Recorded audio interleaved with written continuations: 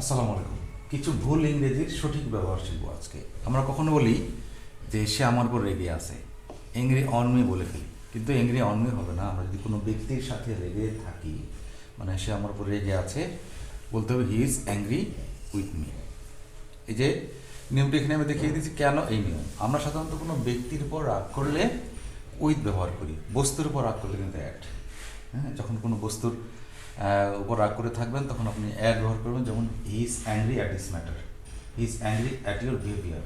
এই যে তখন কিন্তু আবার বস্তু হয়ে গেল, তখন আবার উইথ, তখন অ্যাড হবে। এবার দেখেন যে ম্যারেড উইথ নাকি ম্যারেড টু। হ্যাঁ, এটা হবে যেমন বিয়ে করা বা বিয়ের সম্পর্কের ক্ষেত্রে প্রপোজিশন সবসময় কি বসে, টু বসে, উইথ বসে না। যেমন he is married to the boy, হ্যাঁ তাকে, অথবা he was married to the boy, তাকে সেই ছেলেটির সাথে বিয়ে দেওয়া হয়েছিল। এবার আসলো গুড ইন আর গুড অ্যাট। দুটোই অনেক সময় আমরা বলি যে দুটোই হবে, কিন্তু মানে দক্ষতার ক্ষেত্রে আমরা গুড অ্যাট ব্যবহার করি আর সাধারণভাবে ইন ব্যবহার করি। যেমন he is good at English, মানে সে ইংলিশে দক্ষ।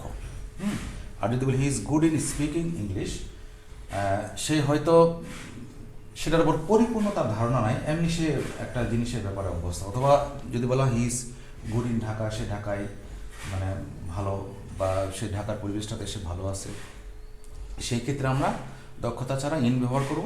আর যদি দক্ষতা হয় তখন আমরা অ্যাট ব্যবহার করব। দক্ষতা হলে অ্যাট। এবার দেখা যাচ্ছে ডিপেন্ড অফ মানে নির্ভরশীল, আর ডিপেন্ড অন নির্ভরশীল, কোনটা হবে? আমি সবুজ কালারটি দিয়ে যেটি দাগিয়ে দিয়েছি সেটি সবসময় কী হবে, সঠিক হবে। যেমন দেখেন ডিপেন্ড অন, কারো উপর বা কোনো কিছুর উপর নির্ভর করা বোঝাতে চিরকাল মানে সবসময় অন বসবে। তাহলে দেখি ব্যক্তির সাথে লেগে থাকা অ্যাংরি উইথ অন হবে না।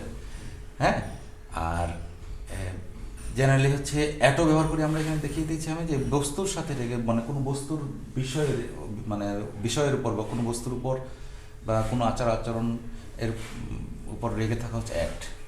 অ্যাংরি ম্যারেড টু, যেমন হি was married to the boy. হ্যাঁ, হি ওয়াজ ম্যারেড টু যে কোনো একটা নাম, সে তাকে তার সাথে বিয়ে দেওয়া হয়েছিল। উইথ হবে না কিন্তু, উইথ মানে কিন্তু আবার সাথে। দক্ষতা বোঝাতে অ্যাট, দক্ষতা না বোঝালে ইন। নির্ভরশীল বোঝাতে অন, অফ হবে না। তো এই ছিল ভিডিও। কী ধরনের ভিডিও চান কমেন্টে জানাবেন এবং কেমন লাগবে সেটা জানাবেন। ভালো লাগলে ভিডিওটি শেয়ার করবেন, লাইক দিবেন।